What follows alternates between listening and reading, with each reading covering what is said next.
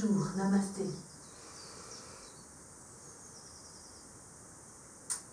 Asseyez-vous en Svastikasana. Dégagez la chair des fesses. Asseyez-vous large. Asseyez-vous de manière à pouvoir bien redresser les bords du buste. Joignez les mains. Prenez des respirations généreuses. Et commencez à vous concentrer sur votre inspire, sur votre expire, à observer et à être de plus en plus présent à soi.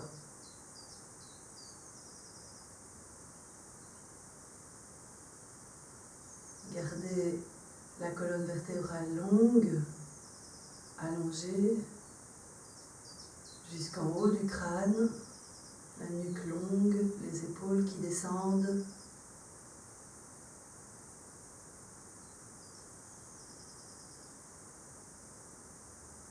Prenez des respirations généreuses.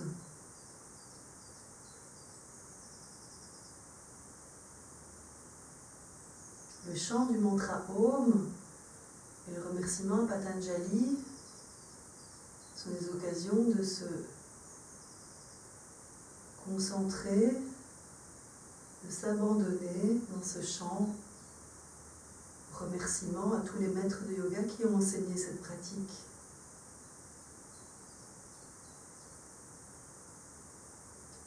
Relâchez bien les muscles du visage et commencez intérieurement à chanter le son Om.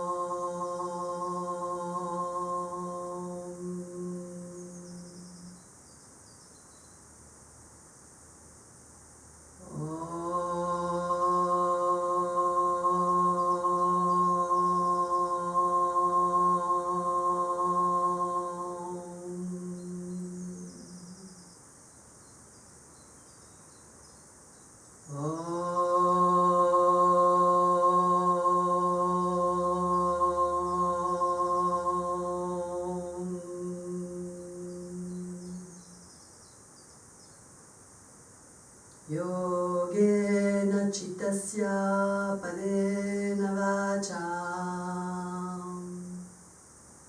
Maram Sharirasya Chavaijakena Yopa Karotam Pravaram Munina Patanjalim Pranjalidanatosmi Abaho Purushakaram Shankha Chakra Siddharinam Sahasra Shirasam Shvetam Pranamami Patanjalim Hare Om.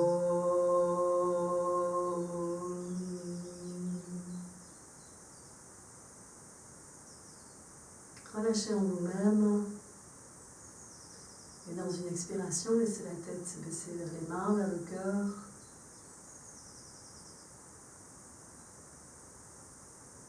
Et relâchez ensuite. Laissez doucement la tête se redresser, les yeux s'ouvrir.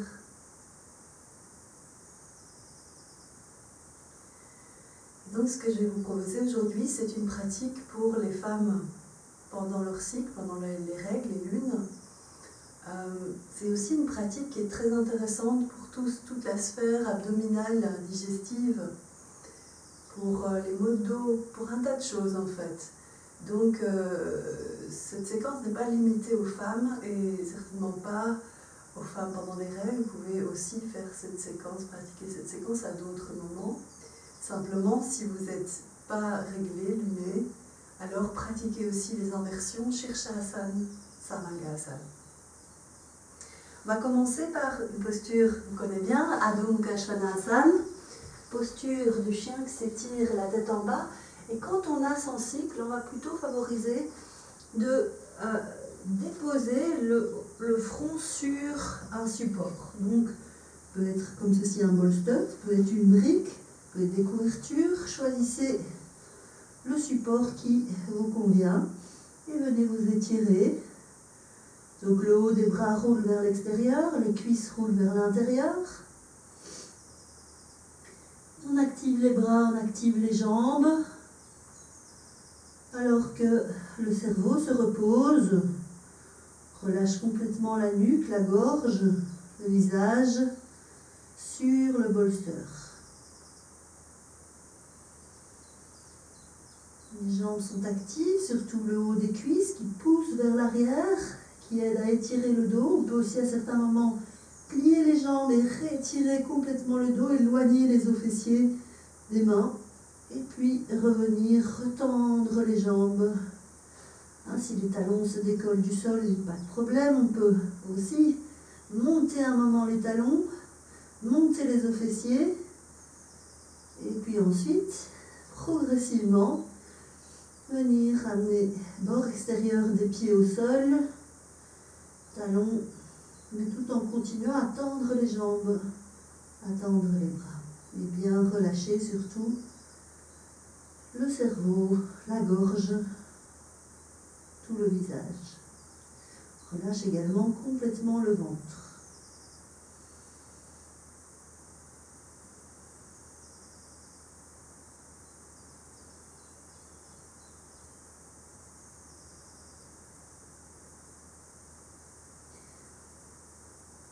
Vous pouvez rester plus longtemps. Autrement, vous pouvez aussi revenir. Toujours toutes les postures. Ça va être intéressant de rester le plus longtemps possible en ayant une respiration calme, le cerveau relâché. Surtout donc pour les femmes donc, qui ont leur cycle, ça va être important vraiment d'axer la pratique sur la détente du cerveau et la détente du ventre.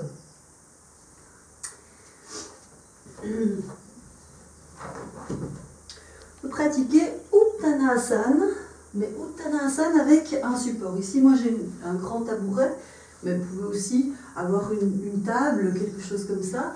Et simplement, on vient s'étirer comme ceci.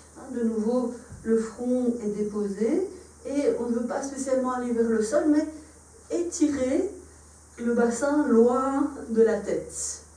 Et laisser complètement l'espace du ventre être complètement relâché. On évite de faire descendre trop le sacrum. Le sacrum va vers le côté opposé de la tête. Les pieds sont écartés, largeur du bassin. Les jambes sont actives. Les pieds sous le bassin. Et on cherche l'étirement du flanc droit, l'étirement du flanc gauche, tout en relâchant le front, la gorge. Et en respirant. L'expiration va nous aider énormément à nettoyer les toxines du corps, mais également à nettoyer les mémoires du corps. Donc, laissez vraiment bien l'expire être de plus en plus long et surtout, prenez le temps d'expirer.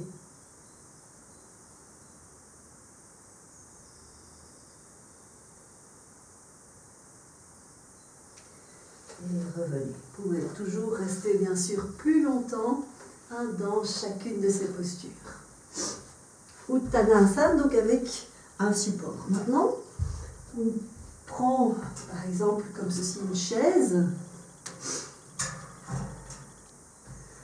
une sangle. Et si vous êtes luné mais que ce n'est pas trop fort, vous pouvez faire quelques postures debout. Si vous sentez que vous êtes vraiment très lourde, vous pouvez passer les postures debout et aller tout de suite dans les postures au sol, couché. Donc comme ceci, on va démarrer en étant sur au côté de la chaise, à côté de la chaise, prendre un bon écart et venir comme ceci mettre la cheville.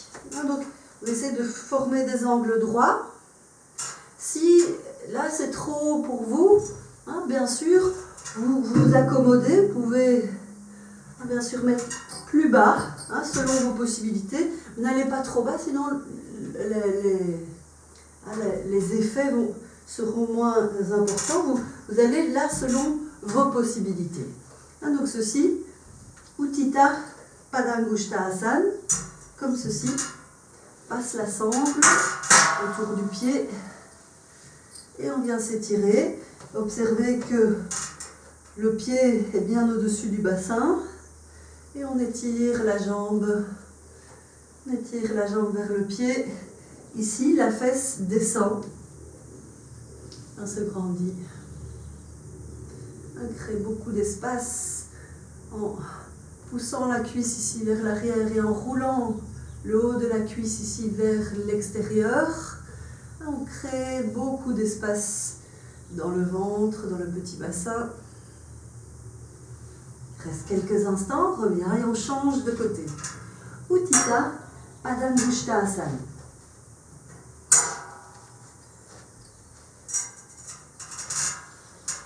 Toujours bien attention aux alignements. Hein, pour votre pratique personnelle, c'est important donc de regarder que vous êtes dans les axes. Donc le pied est dans l'axe du bassin et ici pareil, le pied est dans l'axe du bassin. Donc hein, le pied n'est pas vers l'avant ou vers l'arrière, il est dans l'axe ici du bassin. Et on ouvre, poussant la cuisse de la jambe qui est au sol vers l'arrière et en roulant la cuisse de la jambe qui est levée vers l'extérieur. On se grandit, laissez l'espace du ventre être très large, très tranquille également. La nuque longue, la poitrine ouverte. Et on revient ensuite.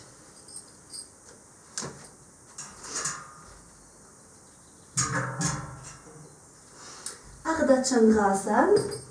Ardha Chandrasana, donc c'est la posture de la demi-lune. On démarre comme ceci, en Utthita Trikonasana. Vous pouvez, surtout quand vous êtes luné, réglé ou quand vous êtes vous sentez un peu faible, toujours intéressant d'utiliser le mur pour éviter d'être dans quelque chose, une pratique qui soit dure. On doit pouvoir rester dans la pratique, on doit pouvoir rester très doux, avec une fermeté, mais une douceur aussi intérieure. On démarre, Utthita Trikonasana. Ensuite, on plie la jambe droite, on amène la brique, elle est 20-30 cm vers l'avant, et on vient monter la jambe gauche vers le plafond. La jambe, le pied est aussi ici dans l'axe avec le bassin, la tête dans l'axe avec le tronc. C'est pas la tête pendre comme ça ni comme ça, dans l'axe avec le tronc. Et de nouveau, ici, on va chercher à ouvrir en levant l'intérieur de la cuisse gauche. Poussant le pied droit dans le sol et on laisse le ventre monter.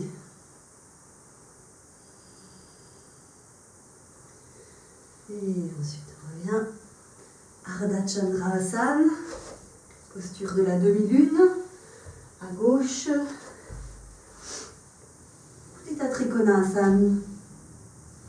Plie la jambe gauche, on va chercher la brique avec la main et on monte.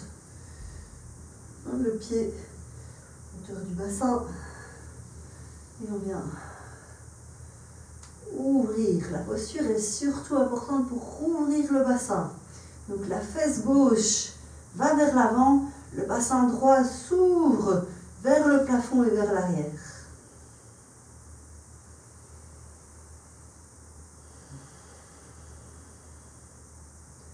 Et on expire. Dans chaque posture, chaque expiration sera différente.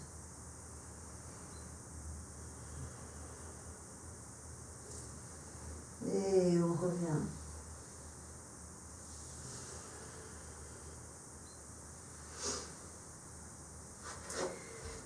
Et ensuite, on peut aller dans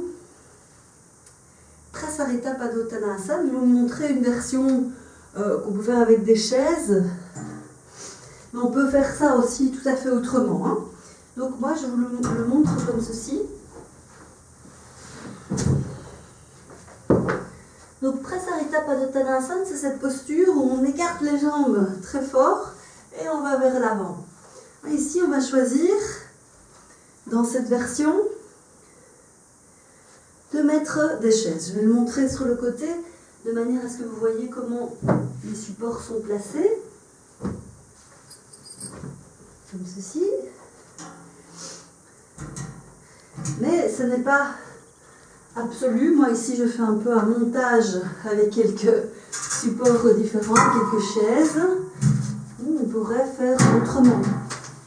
Vous devez trouver quelque chose à bonne hauteur pour vous, pour pouvoir faire la posture. Donc comme ceci, moi j'utilise un bolster. On ouvre. L'important est que le soutien soit ici au niveau du ventre. Et on va vers l'avant. Donc là, comme ceci. Et on se repose.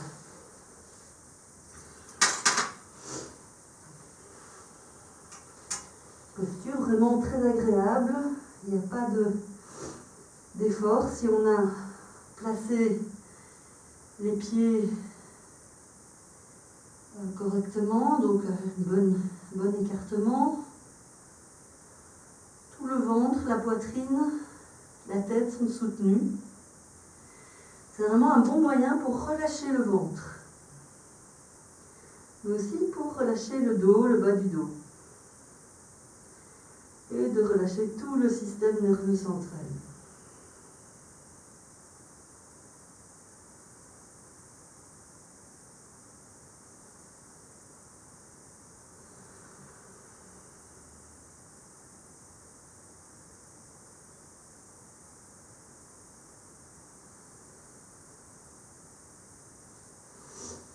Et ensuite on revient. On peut toujours rester donc plus longtemps dans ces postures. Ici je vais vous montrer donc plusieurs postures. Je ne reste pas aussi longtemps qu'on pourrait rester dans cette pratique.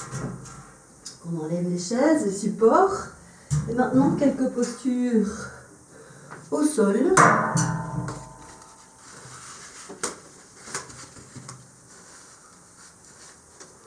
Donc comme ceci. Supta Padangusthasana. Pour Supta qui veut dire coucher et Padangushta qui veut dire le gros orteil. On se place comme ceci au sol. On se couche au sol avec un support. Ça peut être bien sûr plus haut. Vous allez prendre autant de support qu'il vous faut pour pouvoir, on va dire, déposer la jambe, pour éviter d'être dans une posture où vous devez faire un effort. Là, on est vraiment position couchée. Toutes les postures recommandées quand on est fatigué, quand on a mal au dos. Donc, comme ceci, on vient passer la sangle autour du pied et on vient ouvrir la jambe sur le côté. Donc, cherchez ici de nouveau à ouvrir le bassin.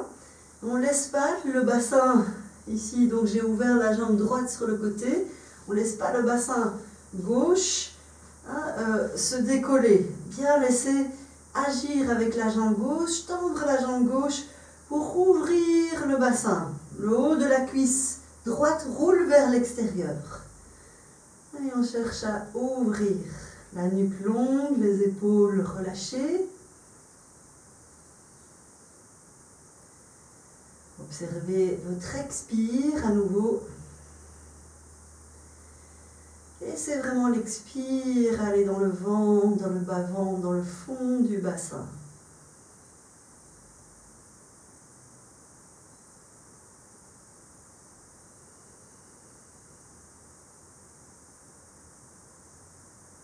Après quelques respirations, on revient, on change.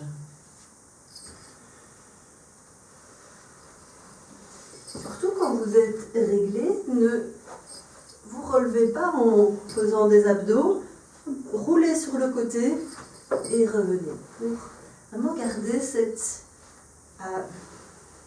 direction de relâcher le ventre. On passe autour du pied et on vient ouvrir la jambe sur le côté. La jambe droite très active pour garder le bassin droit au sol, alors que la jambe gauche, le haut de la cuisse gauche roule vers l'extérieur.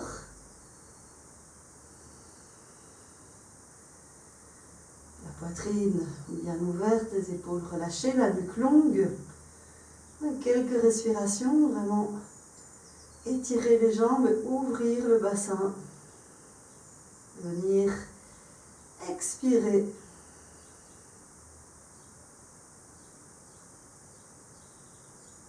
Être large.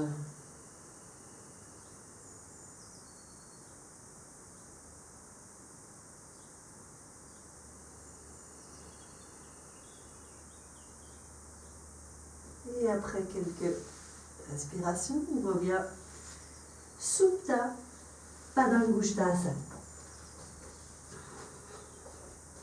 Donc je prends en référence sur la petite séquence que je vous ai envoyée pour les menstruations, donc pour les règles. Je ne vais peut-être pas tout faire, mais je vais faire en tout cas une partie de tout ça. Alors une posture qui est vraiment très confortable pour se relâcher, pour prendre autant de support que nécessaire, c'est Adho Mukha Virasana, comme ceci. Prenez autant de support nécessaire pour que vous puissiez vraiment vous déposer. Si vous êtes comme ça, vous n'allez pas pouvoir relâcher le ventre. Il faut vraiment accepter de mettre autant de support nécessaire que pour que le ventre soit soutenu. Prenez aussi support sous les fesses pour avoir quelque chose de beaucoup plus doux encore, et un support pour la tête éventuellement. Et on vient s'étirer et complètement se relâcher. Donc les deux flancs sont étirés, les fesses restent vers les talons, on ne laisse pas les fesses se décoller, bien laisser les fesses contre les talons, et étirer les deux flancs et relâcher complètement le front, la gorge, la nuque, toute la poitrine et le ventre contre le support.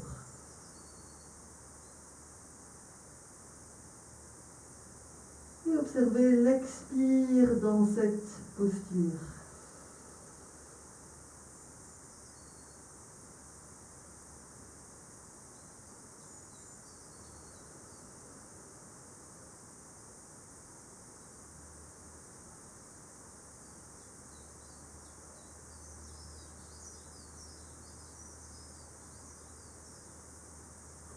Après quelques respirations, on change la prise des coudes.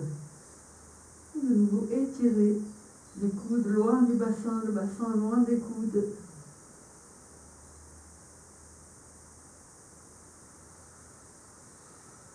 Vous n'allez pas rester constamment en train de tirer, mais d'étirer, puis à certains moments de relâcher.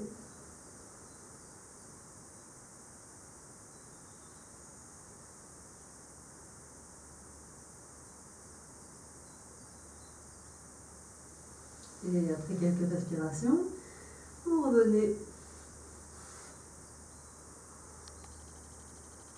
On va faire la même chose donc en allant sur le côté. Donc on vient se placer simplement avec le support sur le côté comme ceci. Et on vient, les deux fesses restent sur le support, on vient s'étirer comme ceci, et la tête sur le côté. Et tout le flanc donc, de ce côté-ci est étiré. On laisse la fesse contre le talon, ou proche du talon, et on sent vraiment tout l'étirement de ce côté-là. Pour moi, donc c'est le côté gauche qui est étiré complètement.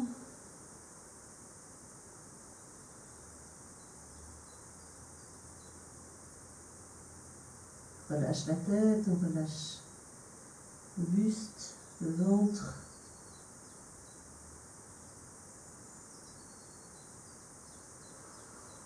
Et ensuite on revient, on va de l'autre côté. On place le support. On vient se tirer.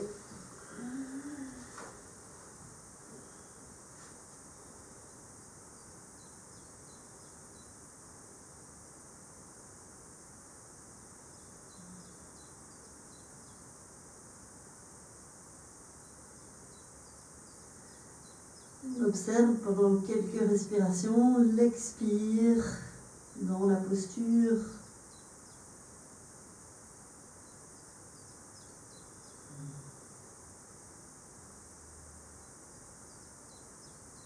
Et ensuite on revient.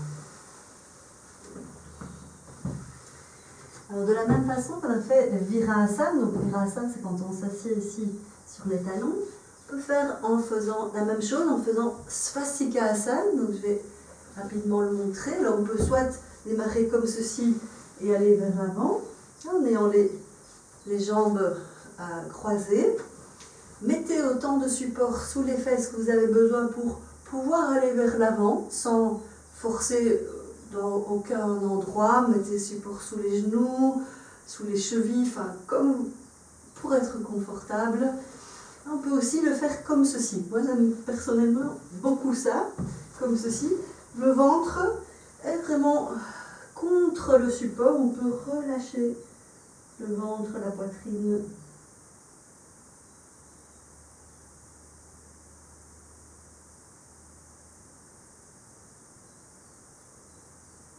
Et encore observer l'expire.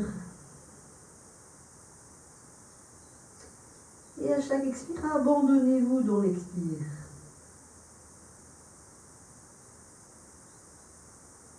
Après quelques respirations, changez le croisement des coudes.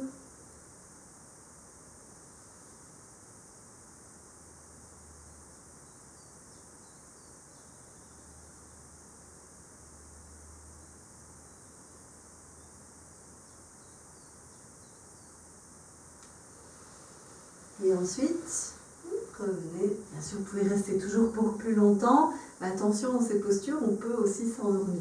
Donc, on fera attention. Si on s'endort, c'est aussi très bien. Ça veut dire que la détente est bien arrivée. On change le croisement des jambes et on recommence. Égaliser les deux côtés. On recommence. On les coudes. Posture s'appelle Adho Mukha Svastikasana. Bien respirer, bien relâcher le bas du dos, le ventre, la tête.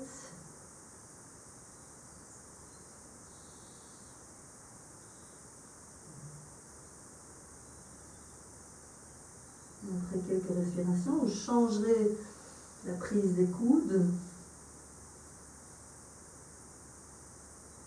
Au début, vous étirez un petit peu, et ensuite vous relâchez.